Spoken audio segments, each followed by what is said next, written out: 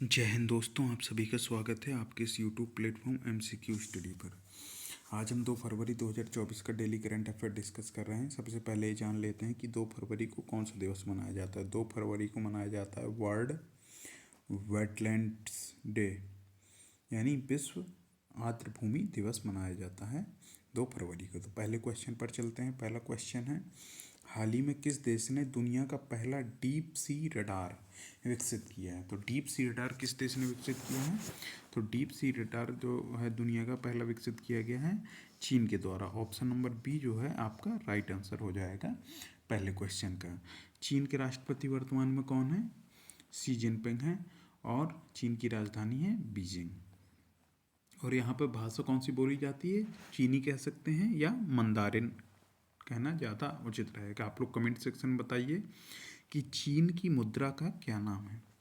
अगले प्रश्न पर चलते हैं। अगला प्रश्न है, एनुअल स्टेटस ऑफ एजुकेशन 2024 की रिपोर्ट के अनुसार रीडिंग लेवल और स्कूलों में पेयजल के मामले में कौन सा राज्य शीर्ष पर है। तो याद रखिएगा, एनुअल स्टेटस ऑफ एजुकेशन 2024 की जो रिपोर्ट आई है उसके अनुसार पूछा गया है कि रीडिंग लेवल और स्कूलों में पेयजल के मामले में कौन सा राज्य शीर्ष पर है। तो इसमें आंसर हो जाएगा इसका हिमाचल प्रदेश इसमें शीर्ष पर है। ऑप्शन नंबर सी इसका राइट आंसर हो जाएगा। अगर हम हिमाचल प्रदेश के बारे में बात करें तो यहाँ के मुख्यमंत्री का क्या नाम है? सुखविंदर सिंह सुक्खू यहाँ के मुख्यमंत्री हैं। और आप लोग को बता दें कि यहाँ के जो राज्यपाल हैं उनका नाम है शिव प्रताप शुक्ला। शिव प्रताप शुक्ला यहाँ के राज्यपाल हैं। आप लोग हिमाचल प्रदेश की राजधानी के नाम बताइए कि राजधानी कौन कौन सी है हिमाचल प्रदेश की, क्योंकि हिमाचल प्रदेश की एक ग्रीष्मकालीन राजधानी है और एक शीतकालीन राजधानी मानी जाती है। तो आप लोग दोनों कमेंट सेक्शन में बताइए। अगले प्रश्न पर चलते हैं। अगला प्रश्न है, हाल ही में वैसे मतलब देखा जाए तो हिमाचल प्रदेश की राजधानी तो शिमला है, लेकिन धर्मशाला में भी धर्मशाला को भी उसे उसकी दूसरी राजधानी माना जाता है। अगले प्रश्न पर चलते हैं। अगला प्रश्न है, भारत और किस देश ने स्वास्थ्य पारंपरिक चिकित्सा में सहयोग के लिए समझौता ज्ञापन पर हस्ताक्षर किए। अगर हम बात करें भारत और किस देश ने स्वास्थ्य पारंपरिक चिकित्सा में सहयोग के लिए समझौता ज्ञापन पर हस्ताक्षर किए हैं, तो कौन सा देश है?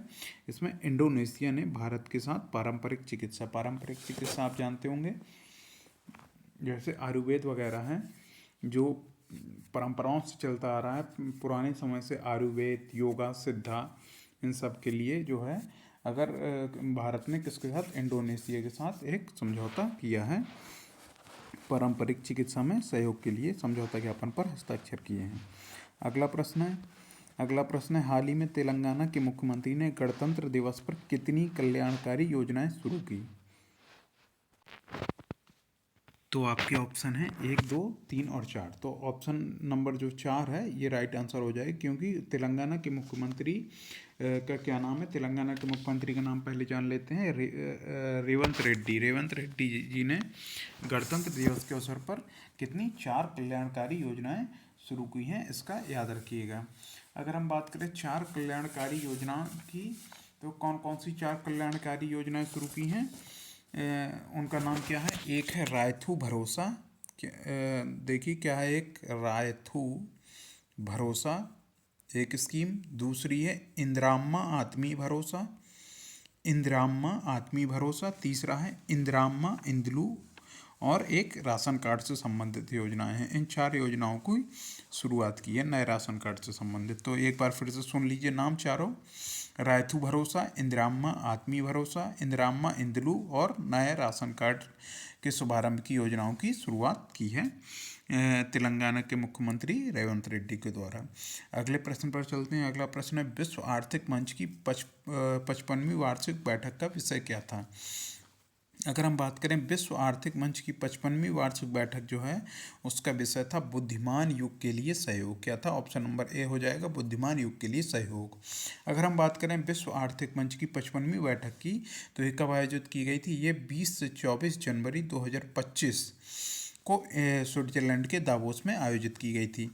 क्योंकि जब आयोजित की गई थी तब तो की गई थी, लेकिन इसका जो ये विषय है ये हमेशा इम्पोर्टेंट रहेगा। ऐसे तो अभी डेट भी इम्पोर्टेंट है।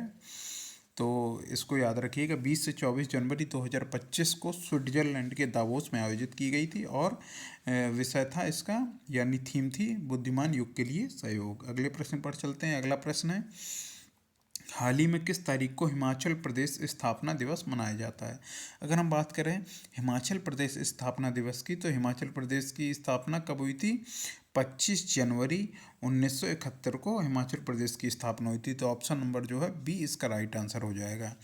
संसद द्वारा दिसंबर 1970 को हिमाचल राज्य अधिनियम पास किया गया और नया राज्य 25 जनवरी 1971 को अस्तित्व में आया था हिमाचल प्रदेश। उस समय ये भारतीय गणराज्य का 18वां राज्य बन के उभरा था। अगले प्रश्न पर चलते हैं। अगला प्रश्न है, हाल ही में कौन सा राज्य भाषणी के साथ साझेदारी करने वाला राज्य बना है? भाषणी क्या है? एक भाषा का प्लेटफॉर्म है जो अनुवाद के लिए बनाया गया है सरकार के द्वारा। जो विभिन्न भाषा हैं उनके द्वारा उनको मतलब आपस में अनुवाद किया जाएगा, उसके लिए जो भाषणी प्लेटफॉर्म बनाया गया है सरकार के द्वारा। और इसके साथ कौन सा राज्य भाषणी के साथ साझेदारी करने वाला पहला राज्य बना? दरअसल यहाँ पर ये होगा प्रश्न, हाल ही में कौन सा पूर्वोत्तर राज्य भाषणी के साथ साझेदारी करने वाला पहला राज्य बना है? तो पहला पूर्वोत्तर राज्य कौन बना है? त्रिपुरा बना है। अगर हम त्रिपुरा के बारे में बात करें तो त्रिपुरा की राजधानी क्या है? अगरतला। और यहाँ के मुख्यमंत्री हैं मानिक साहा। वर्तमान में मानिक साहा यहाँ के मुख्यमंत्री हैं। और अगर हम राज्यपाल के बारे में बात करें तो श्री इंद्रसेन रेड्डी नल्लू यहाँ के राज्यपाल हैं। याद रखिएगा, त्रिपुरा के मुख्यमंत्री माणिक साहा, राजधानी अगरतला और राज्यपाल हैं श्री इंद्रसेन रेड्डी नल्लू। और हमें एक बात और याद रखनी पड़ेगी त्रिपुरा के बारे में कि त्रिपुरा अभी जो गणतंत्र दिवस परेड हुई थी 26 जनवरी 2025 को, 76वीं गणतंत्र दिवस परेड 76वीं जो हुई थी, उसमें उत्तर प्रदेश को पहला स्थान मिला था राज्यों और केंद्र शासित प्रदेशों के जूरी पुरस्कार में। दूसरा मिला था त्रिपुरा को और तीसरा मिला था आंध्र प्रदेश को। इसको हमें याद रखना है। तो दूसरा मिला था त्रिपुरा को। त्रिपुरा की झांकी में क्या था? त्रिपुरा की झांकी में खर्ची पूजा को दिखाया गया था। खर्ची पूजा जो है जुलाई या अगस्त के माह में मनाया जाता है त्रिपुरा में। और त्रिपुरी लोगों के जो राजवंश देवता हैं 14 देवताओं की पूजा की जाती है इस खर्ची पूजा में। अगले प्रश्न पर चलते हैं। अगला प्रश्न है, हाल ही में किस राज्य सरकार ने एक्सपेरियम पार्क है, क्या है एक्सपेरियम पार्क, थोड़ी सा यही मान लीजिए, एक्सपेरियम पार्क का उद्घाटन किया? तो ये किसने किया? ये तेलंगाना के मुख्यमंत्री के द्वारा किया गया। तेलंगाना के मुख्यमंत्री कौन है?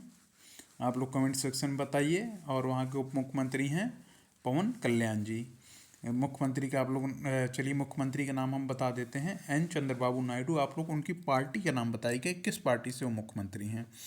तो ये जो एक्सपेरियम पार्क है इसका उद्घाटन कहाँ पे किया गया? इसका उद्घाटन किया गया है तेलंगाना में। ऑप्शन नंबर ए जो है इसका राइट आंसर हो जाएगा। अगर हम तेलंगाना के राज्यपाल के बारे में बात करें तो तेलंगाना के राज्यपाल हैं इस समय जिष्णु देव वर्मा। क्या है? जिष्णु देव वर्मा तेलंगाना के राज्यपाल हैं। तेलंगाना की राजधानी कौन सी है?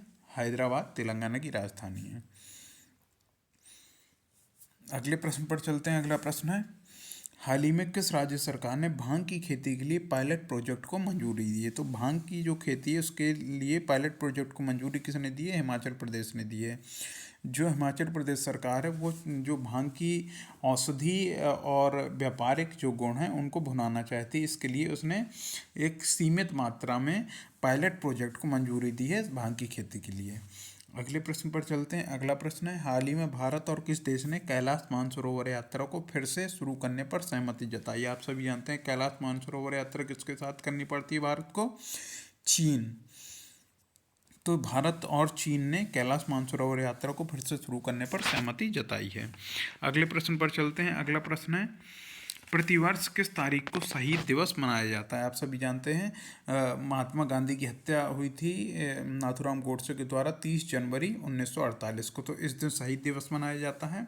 और एक शहीद दिवस मनाया जाता है 23 मार्च 1931 को, जब भगत सिंह, सुखदेव और राजगुरु को फांसी दी गई थी। तो 23 मार्च को भी मनाया जाता है शहीद दिवस, और 30 जनवरी को महात्मा गांधी की स्मृति में मनाया जाता है, और 23 मार्च को मनाया जाता है भगत सिंह, राजगुरु और सुखदेव की स्मृति में। अगले प्रश्न पर चलते हैं। अगला प्रश्न है, हाल ही में किस राज्य में अंतर्राष्ट्रीय सरस्वती महोत्सव का आयोजन किया जा रहा है?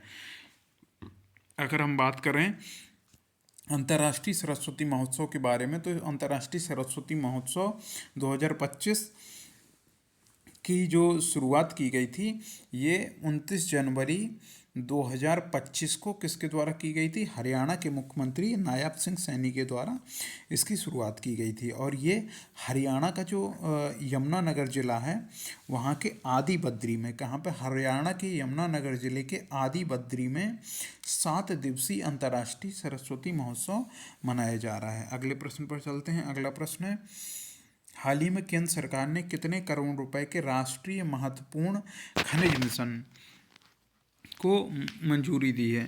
तो राष्ट्रीय महत्वपूर्ण खनिज मिशन जो है मंजूरी दी है केंद्र सरकार ने 34,300 करोड़ रुपए के राष्ट्रीय महत्वपूर्ण खनिज मिशन को मंजूरी दी है, जिसमें क्या है, जिसमें 16,300 करोड़ रुपए किसने? ये सरकारी व्यय में रहेगा, मतलब सरकार ने आवंटित किया है 7 वर्षों के लिए, कि सरकार इतना व्यय करेगी, और 18,000 करोड़ रुपए उम्मीद है कि जो सार्वजनिक उपक्रम है और जो विभिन्न निजी स्वामित्व वाले उद्यम हैं, उसके माध्यम से अब निवेश किया जाएगा इसमें।